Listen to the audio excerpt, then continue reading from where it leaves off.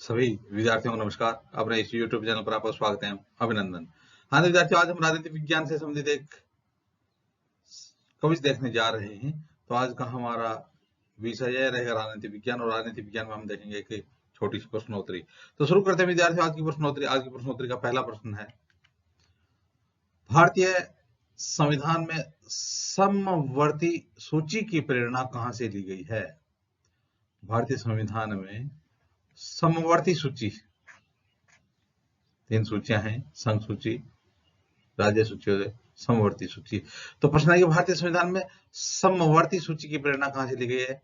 पहला विकल्प अमेरिका, दूसरा है स्विट्जरलैंड, तीसरा है ऑस्ट्रेलिया और चौथा है सोवियत संघ रूस। तो बताइए विद्यार्थी, भारतीय संविधान में समवर्ती सूची की प्रेरणा कहां से ली गई है? तो इसका उत्तर हो जाएगा ऑस्ट्रेलिया से। विकल्प नंबर 3 ऑस्ट्रेलिया से। तो भारतीय संविधान में समवर्ती सूची की प्रेरणा कहां से ली गई है? ऑस्ट्रेलिया के संविधान से ली गई है। देखिए विद्यार्थियों, प्रस्तावना की भाषा भी ऑस्ट्रेलिया के संविधान से ली गई है। इसके साथ जो प्रस्तावना की भाषा है वो भी कौन से देश के संविधान से ली गई है? ऑस्ट्रेलिया के संविधान से ली गई है। हाँ विद्यार्थियों, अब देखते हैं आज की कविता का अगला प्रश्न। अगला प्रश्न है, भारतीय संविधान में संघ और राज्य के बीच शक्तियों का विभाजन किस देश की प्रेरणा पर आधारित है? भारतीय संविधान में संघ और राज्य के बीच शक्तियों का विभाजन किस देश की प्रेरणा पर आधारित है? पहला है कनाडा, दूसरा है ऑस्ट्रेलिया, तीसरा है दक्षिण अफ्रीका, चौथा है संयुक्त राज्य अमेरिका। तो बताइए विद्यार्थियों, इसका उत्तर हो जाएगा कनाडा। क्या हो जाएगा? कनाडा। तो भारतीय संविधान में संघ और राज्य के बीच शक्तियों का विभाजन किस देश की प्रेरणा पर आधारित है? कनाडा जो देश है उस देश की प्रेरणा पर आधारित है संघ और राज्य के बीच शक्तियों का विभाजन। हाँ तो विद्यार्थियों, अब देखते हैं आज की क्विज का अगला प्रश्न। अगला प्रश्न है, भारतीय संविधान की उद्देशिका में परिवर्तन किस संविधान संशोधन द्वारा अधिनियम द्वारा किया गया? भारतीय संविधान की उद्देशिका में परिवर्तन किस संविधान संशोधन अधिनियम द्वारा किया गया? बहुत महत्वपूर्ण प्रश्न है, बहुत बार परीक्षा में पूछा जा चुका है और आगे भी पूछे जाने की पूरी संभावना है। पहला विकल्प है 38वां संविधान संशोधन अधिनियम 1975, दूसरा है 40वां संविधान संशोधन अधिनियम 1976, तीसरा विकल्प है 42वां संविधान संशोधन अधिनियम 1976 और चौथा विकल्प है 44वां संविधान संशोधन अधिनियम 1979। तो बताइए विद्यार्थियों, भारतीय संविधान की उद्देशिका प्रस्तावना में परिवर्तन किस संविधान संशोधन द्वारा किया गया? तो इसका उत्तर हो जाएगा 42वां संविधान संशोधन अधिनियम 1976। तो 42वें संशोधन अधिनियम 1976 के तहत भारतीय संविधान की उद्देशिका में परिवर्तन किया गया। तो देखिए विद्यार्थियों, इसका उत्तर क्या हो जाएगा? इसका उत्तर हो जाएगा विकल्प नंबर 3 42वां संविधान संशोधन 1976।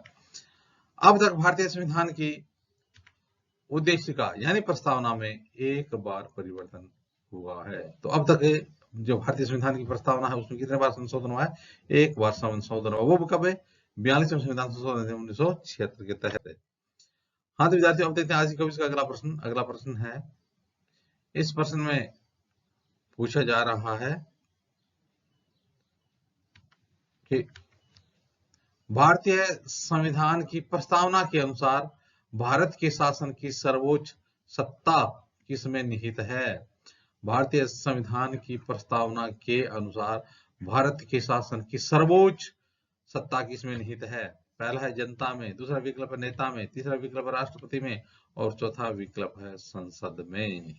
तो बताइए, भारतीय संविधान की प्रस्तावना के अनुसार भारत के शासन की सर्वोच्च सत्ता किसमें निहित है? इसका उत्तर हो जाएगा विकल्प नंबर 1 जनता में निहित है। अंतिम शक्ति, सर्वोच्च सत्ता किसमें निहित है? जनता में निहित है। हाँ तो विद्यार्थियों, अब देखते हैं आज की कविता का अगला प्रश्न। अगला प्रश्न है, 42वें संविधान संशोधन अधिनियम 1976 द्वारा प्रस्तावना में किस शब्द को नहीं जोड़ा गया है?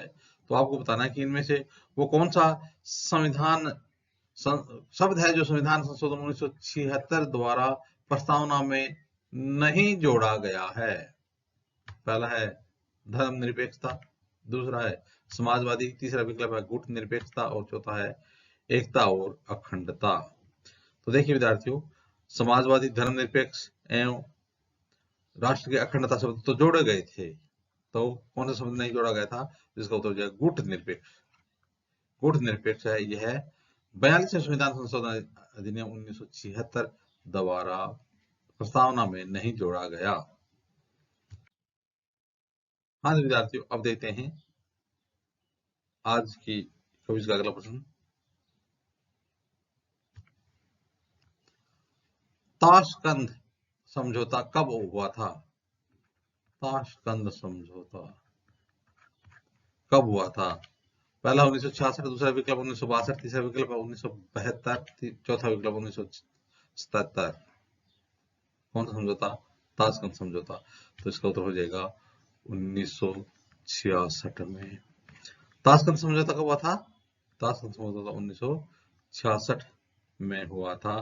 तो इस समझौते में कौन कौन शामिल थे? तो इसमें भारत के प्रधानमंत्री थे लाल बहादुर शास्त्री और पाकिस्तान के प्रधानमंत्री थे अयूब खान। किसके बीच हुआ था? तो भारत के प्रधानमंत्री लाल बहादुर शास्त्री और पाकिस्तान के प्रधानमंत्री अयूब खान के बीच में हुआ था। कौन समझौता? ताशकंद समझौता। कब हुआ था? 1966 में हुआ था।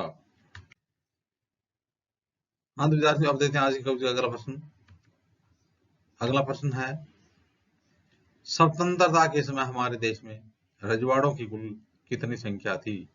तो स्वतंत्रता के समय हमारे देश में रजवाड़ों की कितनी संख्या थी?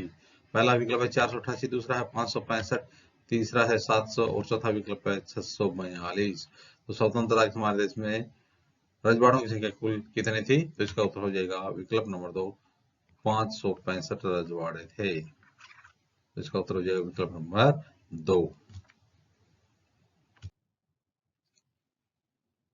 हाँ तो विद्यार्थियों, अब देखते हैं आज का अगला प्रश्न। आज का अगला प्रश्न है, पहली बार जनता पार्टी की सरकार कब बनी थी? पहली बार जनता पार्टी की सरकार कब बनी थी? पहला विकल्प 1975, दूसरा विकल्प 1966, तीसरा 1977 और चौथा विकल्प है 1989। तो पहली बार जनता पार्टी की सरकार कब बनी थी? तो इसका उत्तर हो जाएगा 1977।